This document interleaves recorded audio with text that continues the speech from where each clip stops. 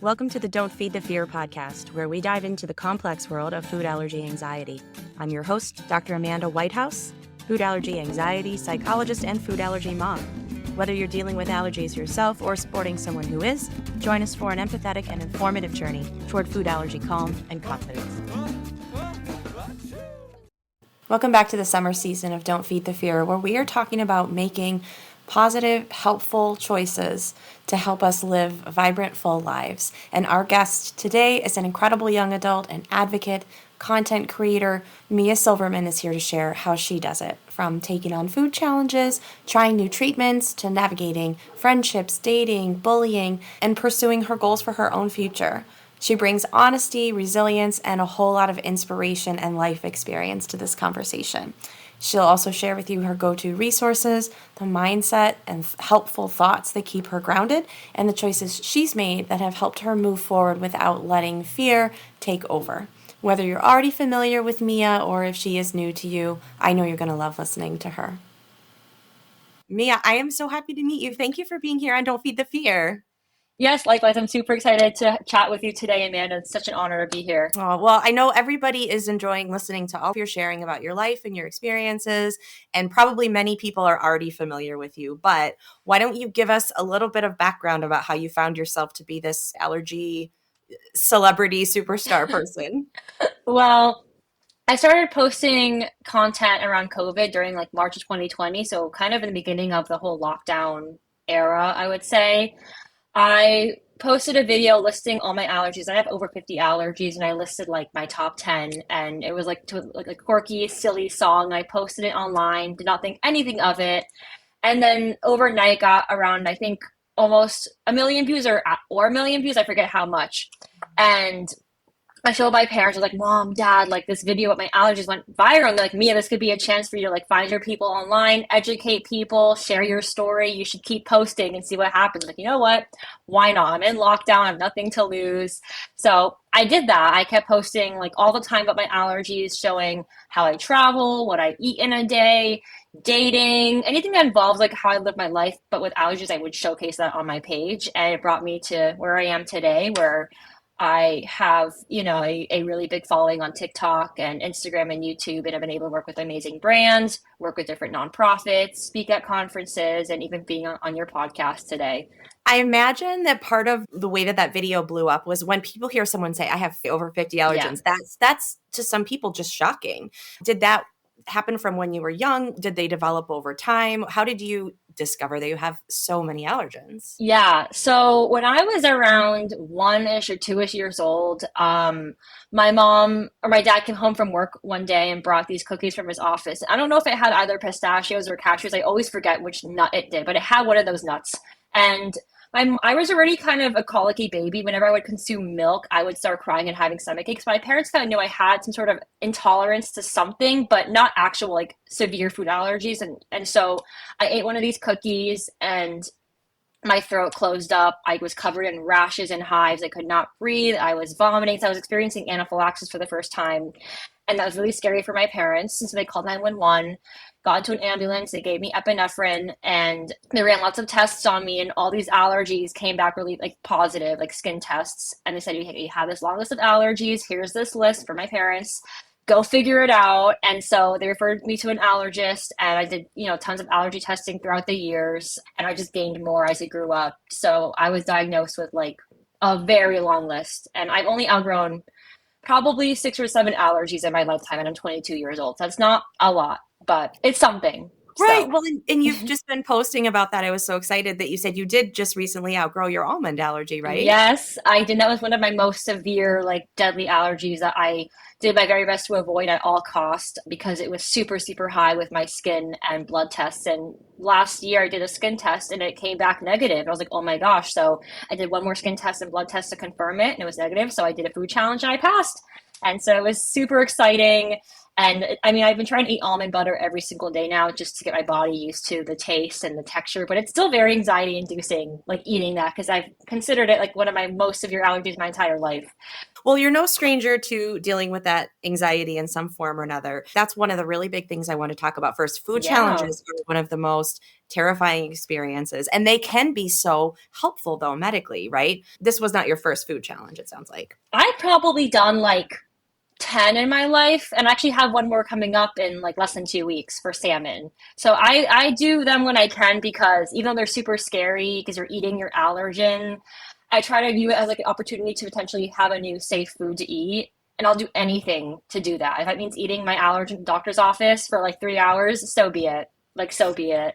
Well, especially if you were to gain back almond and salmon, those are two of like the healthiest foods in the world. So Oh, yeah. freedom and safety, and it might be something that's really good for your health in the long term.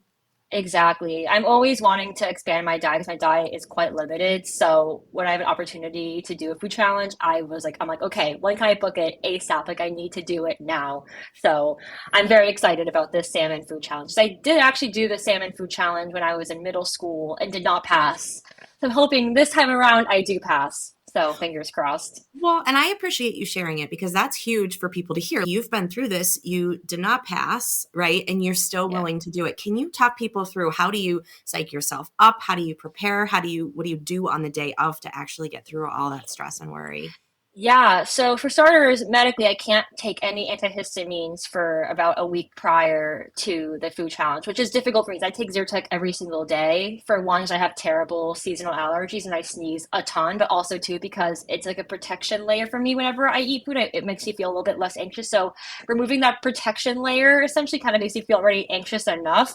So usually when I go to a food challenge, I either have my mom or my dad go with me. So I have like someone that I feel safe with and can distract me and talk to me and make me feel safe.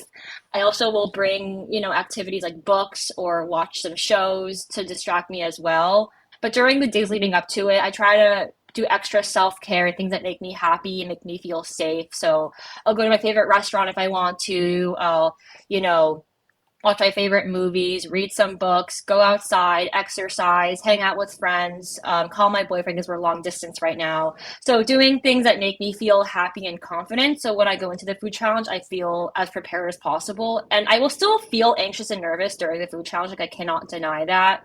But I feel better knowing I have these different self-care like tools in my toolbox essentially, and I have like someone with me to keep me company in case something does go wrong, and also just to keep me like company and like a safe person to be there with me. That makes sense. It makes So so much sense. I mean, there's so many parts of that sitting here as a psychologist. I'm like, oh, yes, you're checking off all these boxes. But like, number one, some people really, like if they have one allergen and they just can avoid it their whole lives, they still might have a really high level of anxiety around it, but they can just avoid it all the time. And you right. haven't had that luxury. So we know that realizing I can feel anxious, but I'm okay, I can tolerate this is just something that you haven't had the choice to avoid. You've had to learn that hard lesson. Exactly, exactly. Because as someone that has so many allergies, one of my biggest concerns is cross contact, and that's something that like I experience a lot. So I wish I could have just one allergy and avoid it at all costs. That would be so much more luxurious and easy. But this is the deck of cards I was, handed, and I kind of have to work with what I got. And so, again, while food challenges are super scary, and just the concept of eating an allergen that could potentially put your life or your like in danger, like I just do it because I'm one like in a medical office. I'm with my doctor. I am in good hands. So in case something were to go wrong, I have epinephrine. I have Benadryl or Zyrtec, whatever they're going to give me, like available right in front of me, and I'm safe. So I try to remind myself those things even while I'm eating it. But I still experience anxiety. That's still something very normal, and you have to kind of just sit with it and deal with it and let it pass because it will. Right. So And know that you can tolerate it. And so exactly. that I know people are curious, and we get into really black and white the way we talk about food challenge, like pass or fail. It's not a fail. Yeah. You learned information, right? But the actual experience of having failed a food challenge, I think terrifies people. Do you mind sharing so that they can get out of the like all or nothing black or white thinking around what that might be like for them? Yeah. So when you have a food challenge, you have to keep in mind that you have a chance of outgrowing it because the numbers are so low. So while maybe you didn't pass the first time, you might actually pass the second time. It just does take time sometimes. When you quote unquote fail a food challenge, like you're not failing. It's just like maybe a detour in the progress you're trying to make with outgrowing your allergies, and to not feel discouraged, because the fact that you were able to have a food challenge in the first place should be encouraging because you were able to potentially outgrow it. So there is still a chance, and to not like lose hope, because again, I had a salmon food challenge when I was in middle school. And I actually did pass during it, but then when I went home, I threw up and had a reaction, like a delayed reaction. So I technically failed. But I went to the doctor's office to get my skin and blood testing for this year, and the numbers for salmon were way lower than they were when I was in middle school. So now I actually think I actually have a higher chance of outgrowing it, and it kind of just takes time and patience, and to just know that it's not over. Like there's still hope, and you could potentially outgrow it, and to just like try to stay optimistic if you can, and just know that like even if you only had like 2 doses of salmon, your body's able to tolerate 2 doses, and that's amazing. That's amazing. Your body's even capable of doing that, and to be proud of your body for being strong enough to do that, because that's super, super amazing. You're a little bit safer because maybe if you can tolerate 2 bites of salmon, now you don't have to worry about the salmon cross contact so much at a restaurant, even though you're still going to be careful about it, right? It might ease your mind a Exactly. little bit. Exactly. And it's just also showing that you did the food challenge, and you should be proud of yourself for even going in the first place and doing it, because doing a food challenge again is really scary, but the fact that you're able to go, and even if you didn't pass, you still did it. You should be proud of yourself for that, because that is still a win within itself. So, Absolutely. And yeah. I think another piece is that, like you described, you passed at the office, but then you went home and you had some vomiting. It's not always an immediate, full blown anaphylactic shock reaction that Mm-mm, people are fearing. There's a lot mm-mm. of in betweens. It can just be like a thing of hives on your arm, and that's it. It could be, your throat feeling really itchy, and that's it. And the minute you feel those symptoms, you stop, and that's it, and it won't get any worse. I remember I did a food challenge for peanut butter when I was in middle school as well. I had like a little pea-sized thing of peanut butter, and I reacted to it. I got hives, my throat felt itchy, and I stopped. But anaphylaxis did not happen. It was minor for what it was, but it showed that even this much didn't make me have a reaction that was anaphylactic. It was minor, but it wasn't like life threatening. So my body was still strong enough to tolerate some form of peanut butter, and that to me was like a win in some way. So I think just being mindful of that it's not going to be like you're going to be fine, or you're going to have an anaphylactic reaction. It might be something in between. So don't fear for the worst. But they give you a small dose for a reason, and you're going to be doing that food challenge for a reason too. They're not going to make you eat an allergen that is so severe. They're going to run the skin and blood tests to confirm that before you do anything. They're not going to make you have almond butter if your IgE levels are like through the roof. They're not going to do that to you, because that would be silly. Yeah.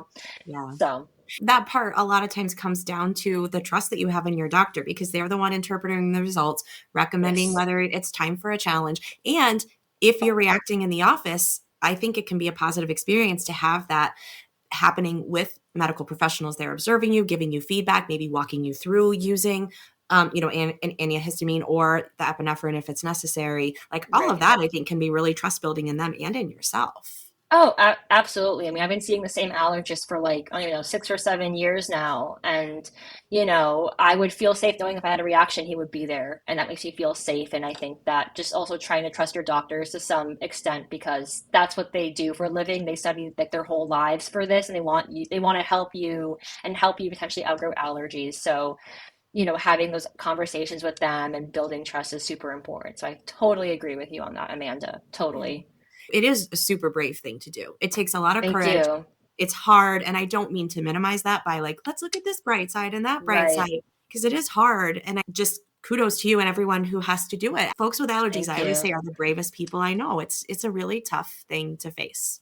I mean, not only like physically, but just like the mental like obstacles you have to go through to like eat a food that was once considered like poison to your body, essentially. You avoided it at all costs and everything you can to avoid. Now you're eating it. It's a weird mental experience, having to like try to like you know you're going to be fine, but it's still like kind of anxiety inducing. So I do agree. I think people that have allergies are really brave, and doing food challenges are still like a risk. There's still like your risk. It's still like a risk technically, but it's like a calculated risk, because you've gone through the skin and blood testing. You talk to your doctor, and they're confident that it could be potentially a good opportunity for you just to try.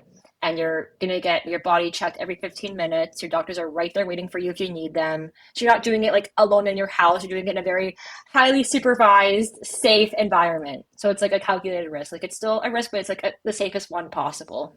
Right. So It's done consciously and mindfully. Yes. Well, another big risk that I want to talk about that you have done is put yourself out there for all of us to learn from and get familiar with.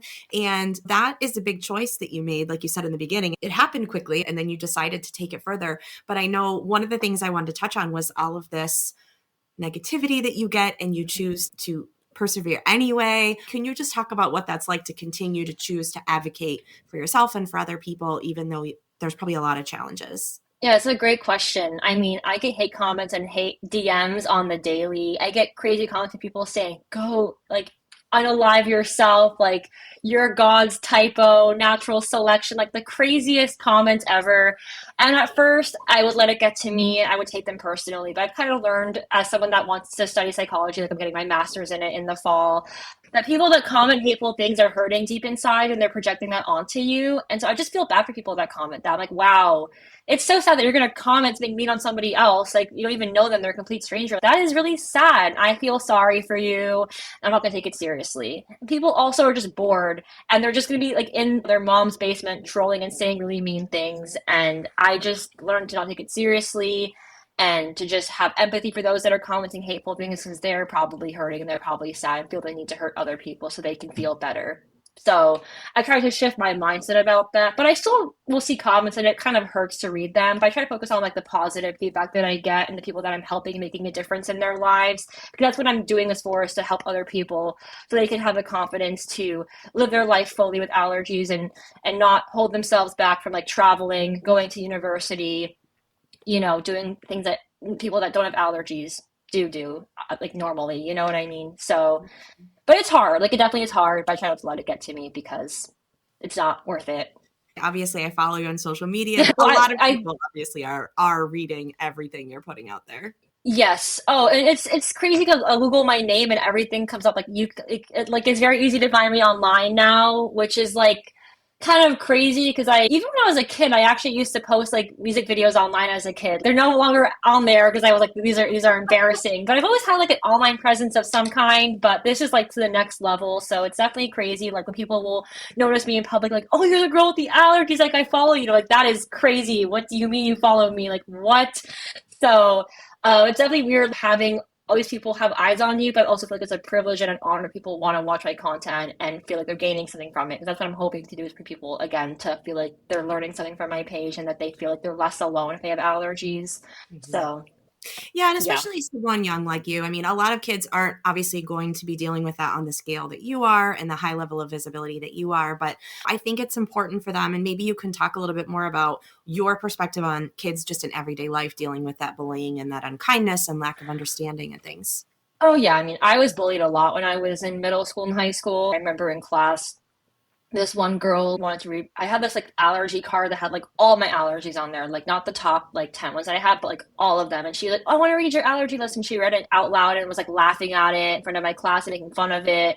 I've had kids threaten to sneak nuts into my food to see what happens. They think it's funny. Like I've been bullied. I totally like understand that experience. And I will just say that middle school and high school is a difficult time for a lot of people because people are immature during that age. They're immature, they're selfish, they don't know how to put themselves in someone else's shoes and have empathy. But I do think that there are people that are also kind, and I think finding community outside of school is what helps. Whether that's like joining like a food allergy advocacy group, because I know FAIR does actually have like food allergy teen groups, so joining one of those is great. Or like finding like online Facebook groups and like meeting up with people or support groups of some kind. So I think that there are ways to like navigate the bullying and find nice people outside of school because that's what I did. Um, I mean, when I was posting my videos online as a kid, like I made friends like on YouTube, and I'm still like best friends with some of them today. Like we met in real life. Like my friend was just visiting me from like for the weekend. It was so much fun. So like there are ways to make friends and cope with it in ways that are like healthy. I think also just like talking to the school about it. If you're having concerns about bullying, like please advocate and talk to your teacher, talk to the principal because their job is to also keep you safe. And if they're a good teacher, they're not going to tolerate that because bullying should never be tolerated. But I think, like, for me, once I went to college, I met my people. So it does get better. I think, in general, whether you have allergies or not, middle school and high school is a hard time. It's like a weird, awkward time for a lot of people. So it's just that time that's like difficult. But once you're out of that, high school, middle school era, it's a lot better. But I think finding community outside of school really helps for sure. Right. Not just to escape the bullying, but like you said, to connect with other people in real life who understand and who can relate to what you're going through. I think that's true for everyone Exactly. and whatever their individual challenges in life. It helps to know, not to isolate yourself to that group, but to know other people who get you and to feel understood and Exactly. seen. And it'll help you build more self-confidence and you won't let that bullying like get to you as much. And I think if you are experiencing bullying, one thing is just to ignore and to not give them power because the minute someone bullies you and you entertain that or react in some way, it gives the bully power. I remember playing like this game in therapy called like Stop or like No More Bullies or something. It was like a board game. I had to learn how to deal with bullies because I was bullied a lot. So it does get easier as you get older, but I encourage people to find community outside of school too and to talk to the school as well if there is bullying happening because it should never be tolerated. Yeah, So and you mentioned, are you comfortable talking about? I think therapy can be an amazing resource for people. oh Uh, yeah, of course. And I want to become a psychologist just like you one day. That's my goal.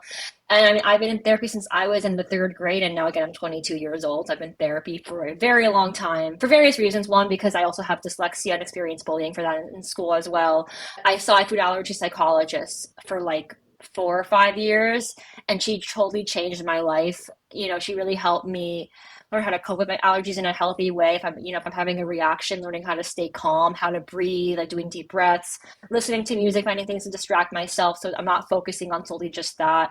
But I think therapy is so important. I think everyone should see a therapist. I think that it helps you understand yourself better, how to set boundaries so you can keep yourself safe. So, like, if someone offers you food, you can just politely decline it and not feel guilty about it. Because I used to feel super guilty, like, I don't want to eat your food. It's gonna make me sick. But now I learned like it's okay to say no. Learning how to have boundaries and how to love yourself and embrace your allergies and not view them as something that's negative, but also something that can kind of keep you safe and help you like filter out who are going to be good friends in your life. Because also, like, quick side note, I always discuss this whenever I get the opportunity to. If you have friends that are mean to you about your allergies, they're not your real friends. Use your allergies to help you filter out who is worthy of your time, who's not worthy of your time.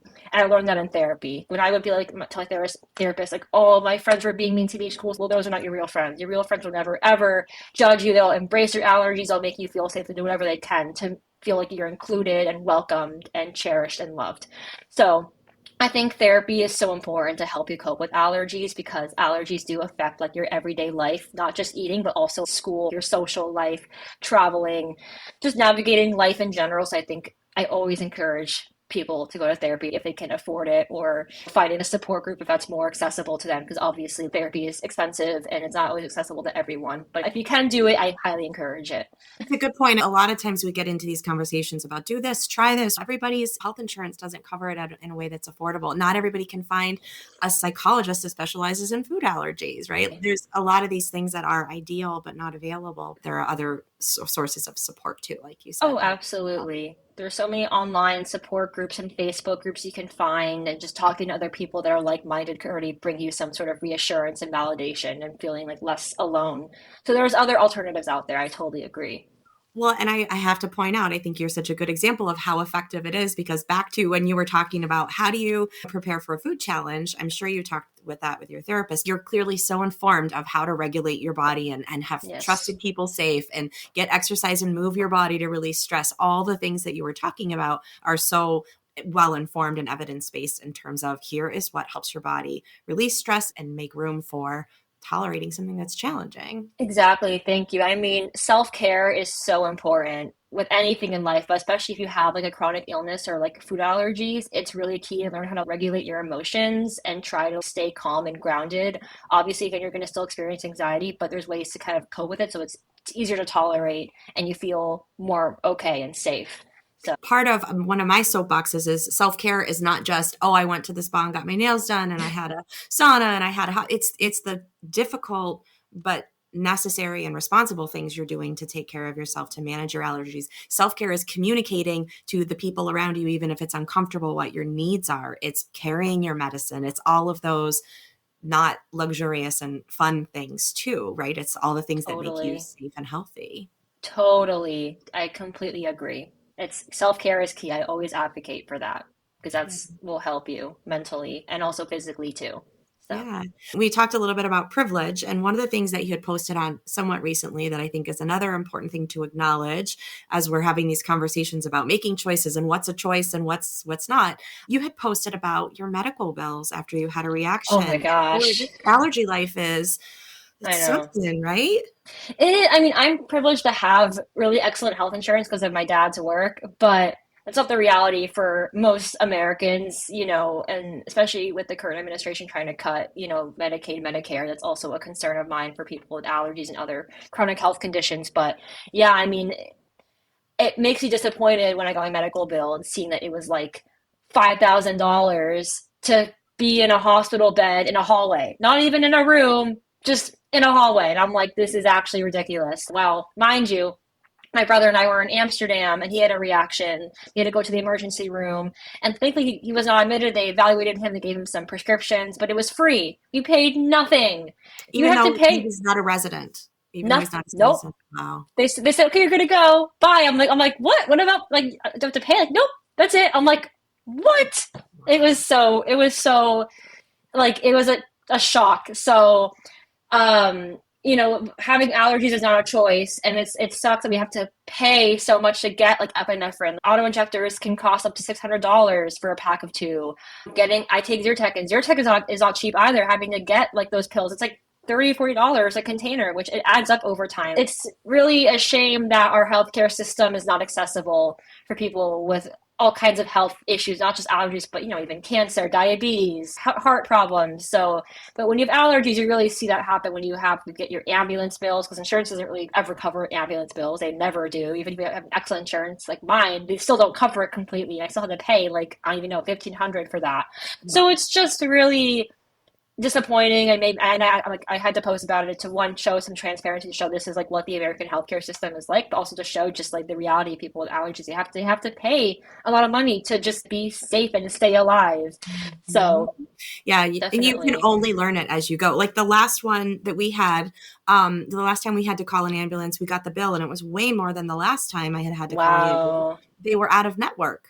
And I was like, well, I don't get to choose what you ambulance can't comes to pick my it. house. Like I don't choose which company is called. But so it's just another one of those things that I never would have thought, I'm not going to call 911 and say, oh, but don't send that ambulance. They're not in Yeah. network with my insurance. It's absurd. We're so behind when it comes to healthcare. We have amazing doctors in this country, we have Yes. amazing research happening, but we need to put healthcare as a priority and so people can access it. Just because they can also then access therapy and other like mental health treatment as well. So there's so much that goes into it. But yeah, getting those medical bills in the mail, I was not very thrilled. Not thrilled at all. But thankfully they were paid for now, so it's all good. But definitely not ideal. Yeah. And thank you for emphasizing, I think, the really important point. We have great healthcare providers. We have great doctors and allergists. We have great nurses, emergency Amazing. personnel, Oh but the yeah. system, it's a systemic thing that we are talking about, not the individuals. Obviously, we No. don't want to criticize these people No. working so hard to keep us safe. No, I'm so grateful for my doctors and nurses that, keep us safe, but it's the system. That's exactly what it is. And hopefully Yeah. one day it'll change and become better for everyone. You're so widely connected in the allergy world in terms of people who are fighting for change or organizations or Yeah. movements that really are meaningful to you for bringing. Well, I really love the work that FACT does, which stands for Food Allergy Anaphylaxis Connection Team. They offer so many amazing resources that are free and accessible to everyone. And they were one of the supporters for the ADDE Act, which is trying to be passed in California, which is to require restaurants in California to have the allergen labels in their menus, which is essential and so important. And I also really value, I think the one that the organization that's actually like lobbying and heavily involved is Asthma and Allergy Foundation of America. Also amazing and really support and love the work that they do. And I think also just the fellow allergy advocates, even if they have small accounts, they're making a difference. Like I think no matter how many followers you have, whether you have like, 100 to like a million, like we're all in this together trying to make a difference and make the world a safer place for people with allergies. So I think any allergy advocate that has the courage to share their story online, I really like applaud them and think that they're a great asset and amazing. Like they make a big impact in the allergy space. I'll make sure I link everything too so that people can find it in the notes if they're not familiar. It's always good to give that Yes. extra like thank you to those people working so Yes. hard for And us. even doctors like Dr. Rubin, who's a friend of mine, he is excellent. There's two different Dr. Guptas. One that's Dr. Rishi Gupta, who's great. And the other one, she's also a friend of mine, and she is excellent. Dr. Kayal Gupta, yeah, she's also really amazing and advocates for not only allergies, but also just like safety in the world for people with allergies and all the chaos that's happening in the world. I really admire her advocacy for what's happening around the world with children. So I think there's also amazing healthcare providers that dedicate their lives to like not only helping people with like allergies, but also they also post online and share information about what's happening with the FDA, what's happening with the current administration, what's happening with food labeling, all these really important things, new allergy treatments that are coming out. It's really awesome that they're providing all this information for us for free because it makes it more accessible. So they're also part of that change that I love seeing happen. I Yeah. agree. We can't choose whether we have food allergies, but there's a lot of choices that you're making that you're such a great role model about. It's also can be overwhelming for people to sift through and Yes. navigate when there was nothing and now there's so many There's options. so many, which I think is great that there's so many options, but there's a lot. And so it's hard to figure out what is the best choice for sure. Doing your research is important. And even, again, these doctors will post online about these different kinds of medications and what they do. And I try to post about it too when I can. I remember doing the slideshow, all different types of epinephrine devices. I'll showcase all different kinds and their pros and cons. But I think there's so much information out there, which is kind of great because then you can do it's easier now that we have the internet. You can see what's like the best fit for you. Yeah. You mentioned your recent trip. And people love to see that you travel and they love to see you Yes. eating out and knowing that this is doable. What do you want to share with us about that? Yes. I mean, I will say, like, I am living proof that you can travel with allergies. Like, if I can do it, so can you. It obviously takes a lot of, mental preparation for that, but that is something that if you really want to focus on, you can do it. And there are so many resources out there, like the Equal Eats allergy cards. This is like not sponsored. I don't work for them or anything. Like, I No. just love the cards. The owner, Kyle Dine, is such a great guy. I love the work he does. He was And my first episode. I give him a shout out every oh, time I can. yes, we love Kyle Dine. He's iconic. He's a legend. Um, yeah, so I have all these different allergy chef cards in different languages wherever I travel to. So this time I went to Prague and Amsterdam, so I got one in Czech and one in Dutch. And when I tell you made my life easy, it made my life so, so easy. Like any restaurant that I would go to and there was like a language barrier, I would just say, "Hi, here's this card," and they were like, "Oh, okay, understand, got it," and they know they totally get it. And some places they do speak English, like Amsterdam, they speak fluent English, which is great. So it was really easy to communicate. But I still have the allergy card just in case there was a language barrier of some kind, and they understood immediately what I needed because the card says, use clean gloves, use clean equipment, like all the things I really carry on and concern about for my allergies. So that was like one of my key things to use was the allergy chef card. I also really like using for translating conversations with the chef if you need to talk to them is ChatGPT. Their translator is way better than Google Translate in my opinion. And obviously ChatGPT can be controversial, but I use it for reasons that are make my life easier like this because it's about safety and keeping myself safe and it's really helpful. So there was like a misunderstanding. I would just, write what I wanted to say and say translate this into Czech and then show it and they understand and they can talk back to me. And I also think when I travel, I always go to countries that have good healthcare and I'm in a city where there are hospitals accessible to me. So in case worst case scenario, I could just go to the nearest hospital. So when I had that reaction with my brother, where he had that reaction, the hospital was like less than a 10-minute drive, which wasn't terrible, which is a little bit far, but it was the closest one they had available. And they took him in immediately. So always making sure you're going somewhere that has good healthcare, always bringing extra safe snacks. I mean, I pack a carry-on with like tons of if you know the brand Larissa's Kitchen, they have great beef sticks that are top 9 allergen free. I pack like a whole thing of them in there. I pack, like tons of like dried fruits, like protein of some kind, sort of fiber, applesauce. Abe's muffins are good to pack with you. I love bringing those for, like breakfast because breakfast is a hard meal for me because I can't really eat most breakfast because I can't really have eggs. I can't have like waffles or pancakes. So the muffins are a good alternative to eat for breakfast and have some fruit, and that's super easy. So always packing safe snacks and and also researching restaurants ahead of time. So what I would do is I would always like go on Google, look up safe restaurants, go to the Spoken app. They have a lot of great reviews for like international restaurants. So I'll kind of see what they have on there. And also asking ChatGPT too and just see like what they have to say on there as well. And then calling ahead or emailing them and asking them like, hey, I have these allergies. Can you accommodate me? Yes or no. Then we email back and forth and they say yes or no. And almost all restaurants said yes. So it was super easy. So when I went there, they remember who I was. I was like, I was the one that emailed you. They're like, okay, cool. So it just having to plan a lot, which is not ideal. But then once you do it, it's worth it because then you have everything kind of in control, in order, and it makes it really easy. So I just said like I just word dumped a bunch of stuff. I'm going to have to do a shout out to Mia's favorites list because we want to support the brands who are helping us, right? And oh, yes. You've run through them all and figured out trial and error what's good and what works for you. I don't gatekeep. I want to make sure everyone knows like what the best brands are because again, my job is to show how to make life easier with allergies too and what the best brands are that like, and I mean, again, like I love Abe's Muffins. I love Larissa's Kitchen. They're great products to travel with. Made Good is also a great brand to bring like safe snacks with you as well. So there's so many amazing products out there you can bring with you. And yeah, I think, and always carrying, I mean, for me, I also brought like a ton of epinephrine on me. I probably bought like 3 or 4 like packs of it because you never know.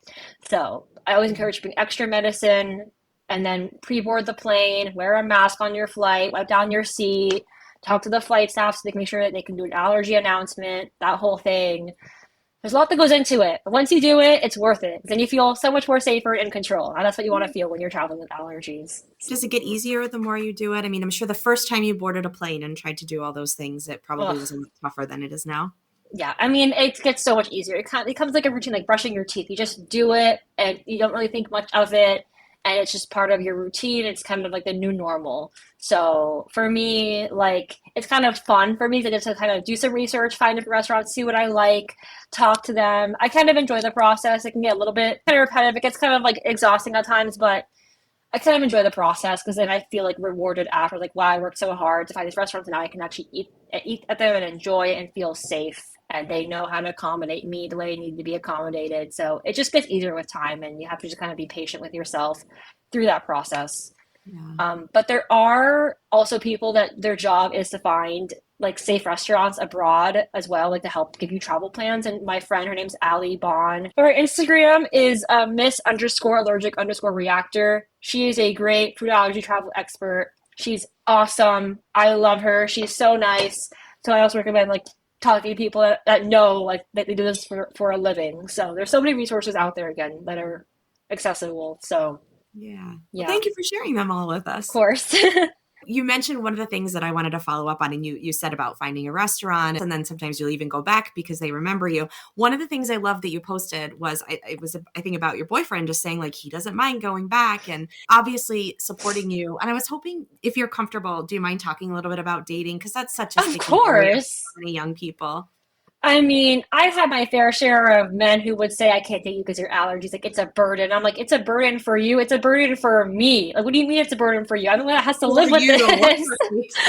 But I think that there are really good people out there. And my boyfriend is so amazing. He's so accommodating. And he just wants me to feel safe. And we ate at the same restaurant like 3 days in a row, and he did not seem to mind. He's like, oh, you can go there again? Yeah, another restaurant. I'll just order something different, try something new this time. Dating can be hard.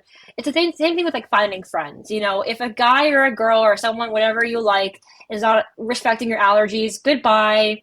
Not even worth your time, because if they can't respect that, how are they going to respect you in general? It's a big part of who you are, and it's part of like keeping yourself safe. If they can't respect that part of you, you don't want that person in your life. At least I wouldn't want that in your life. You wouldn't probably. No one would. So I think just using it as a filter to figure out who is and who isn't worthy of your time.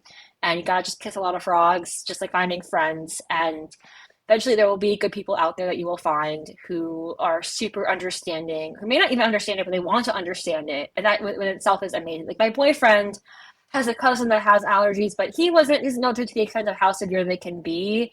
And I've been able to educate him. He's been able to learn from me and watch my videos and follow what I do. And he learns. He's willing to like ask questions. And even if they're kind of silly questions, there's no wrong question to ask. There's no such thing as a stupid question.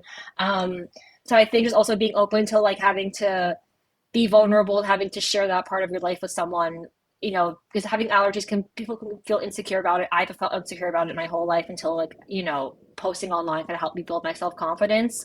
So being able to be open and be like, okay, talking about that with someone, and if they're a good person, which and they are, they'll understand and they'll want you to feel safe and do whatever they can to make you feel safe.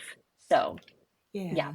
It's a good reminder. And you and people like you who are doing it and making it more visible makes it easier for everyone because people are just getting more used to hearing it and people communicating it and asking for their needs to be met. So that's helping all of us. So thank you for that. Exactly. Thank you. I mean, my goal is also trying to normalize it in some way, and so people understand that allergies are like they're pretty common now, and that I think people need to know that like know that they exist and that they are real, that they are severe, and to just acknowledge that people like me exist and to be accepting and open to that. And it seems like for the most part, people are because my videos get so much reach. My job again is to normalize allergies and so people can see that and know that it's a thing and it's not like a myth. It's not like you're not picky. It's a real thing, and this is how we navigate our lives so they can just be aware of it. And if they meet someone that's allergies to say, oh yeah, I know all about allergies. I kind of understand them a little bit more. So that's kind of like my goal too. So Yeah, yeah. good. Well, I'm glad the bullies haven't scared you out of it. It sounds like you have no plans to Nope. stop doing that. And Mm-mm. you want to tell us about your other future plans? You're starting grad school. You want to study psychology. What's Yeah. the plan? So I'm going to get my master's at Columbia for clinical psychology, and I'm also doing like a research study with my professor. I've been doing for the past like over a year now with NYU Langone's Children's Hospital, doing like an OIT mental health quality improvement kind of study. So we're going to be continuing that throughout my grad school and hoping doing like a master's thesis on that and hoping to get it published. That would be the goal. Um, my dream is to become a food allergy psychologist and help people with allergies and other chronic health conditions like diabetes or even like celiac, other dietary restrictions, because having allergies takes a toll on your mental health, like it does one way or another. So I think that, seeing like a therapist really helps and makes your life a lot easier, and or at least makes having allergies a bit more manageable. So that's my goal. And I want to continue being an allergy advocate, posting online, sharing my experience in grad school too, because it's also kind of fun to showcase that part of my life. So just continuing that journey of mine is kind of like my plan for the future, for the next few years at least.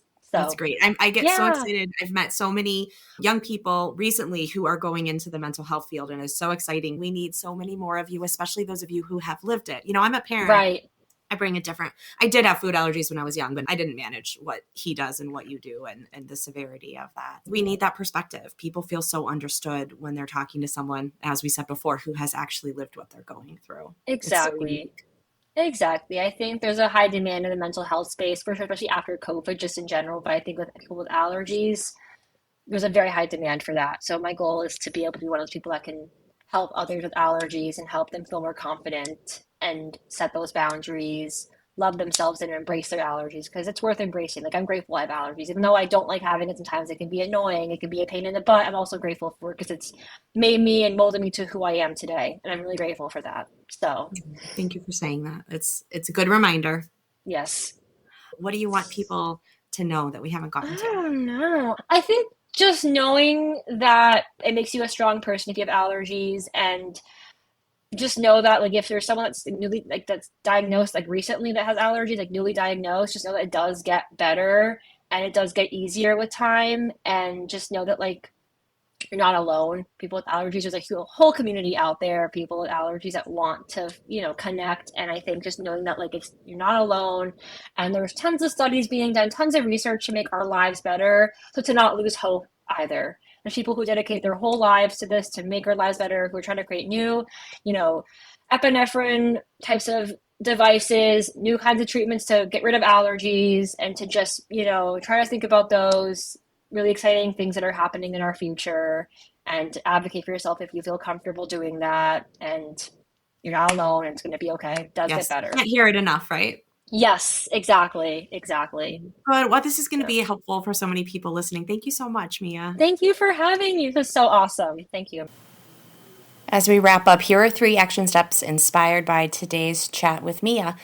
Number 1, revisit your yes list. Take a moment to think about what you want to say yes to, even with your allergies in the picture, whether it's a new food, a new experience, certain educational decision or career choice, a new way of advocating yourself, growth in your relationships. What feels possible when you stop feeding the fear and face those challenges? Number 2, talk about the hard stuff. Bullying, anxiety, medical trauma, facing scary medical decisions like food challenges or treatment options. None of it disappears when we ignore it. So if our conversation today got you thinking about some of the things that are challenging for you, bring it to a trusted friend, a support group, find a resource online that feels like you can connect with people, get yourself a therapist if you might benefit from it. You're not alone. And number 3, expand your toolkit. You can follow Mia on TikTok and on Instagram at Allergies with Mia. Her website is allergieswithmia.com, and you can also find her on YouTube.